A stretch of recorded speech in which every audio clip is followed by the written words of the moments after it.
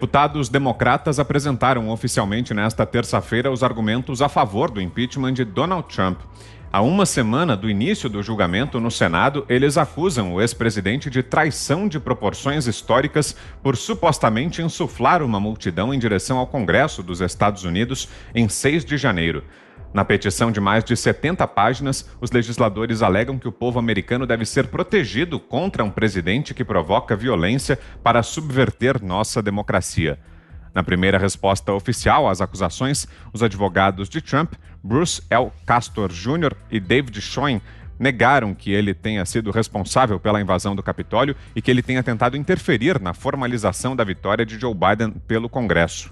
Segundo eles, o discurso do ex-presidente a apoiadores, pouco antes do ataque, estava protegido pelo direito à liberdade de expressão. Temos 2 minutos e meio, Fiuza, queremos ouvi-lo. Quem assistiu o discurso, quem leu o discurso e ainda não desistiu da sua própria honestidade, percebe, né, claramente, não precisa nem ser advogado, nem nada disso. Uma criança percebe, uma criança letrada percebe que não tem nenhuma incitação à invasão, né? O ambiente ali a gente sabe qual é. Era uma eleição repleta de suspeitas de fraude, né? A maior parte delas nem chegou a ser apreciada no mérito pelas justiças locais e pela Suprema Corte.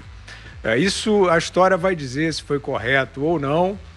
Foi uma eleição bastante atípica no meio da pandemia, com a votação remota, ou seja, uma eleição repleta de suspeitas. E o presidente que estava saindo, ele estava reagindo ao que ele considerava uma eleição suspeita e mal conduzida.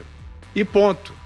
E dizendo que não poderia estar considerando natural aquela alternância de poder, porque ele, de fato, fez um governo que teve uma boa avaliação do começo ao fim, que teve bons indicadores socioeconômicos em toda a pirâmide social e estava reagindo a isso.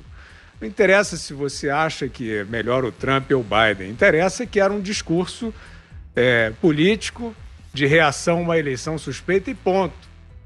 Aqueles que tentaram e tentam inferir a isso, né, uma incitação de ódio e tal, são esses mesmos que tratam, né, converteram a sua vida, né, a sua razão de viver, né, nessa criação de slogans, né?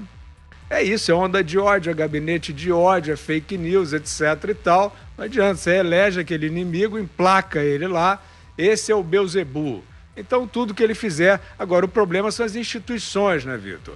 O problema são as instituições cedendo a isso. A gente viu plataforma banindo para sempre o presidente, supostamente por ter incitado a violência, sem conseguir demonstrar, e os democratas estão fazendo agora o mesmo jogo de forma demagógica.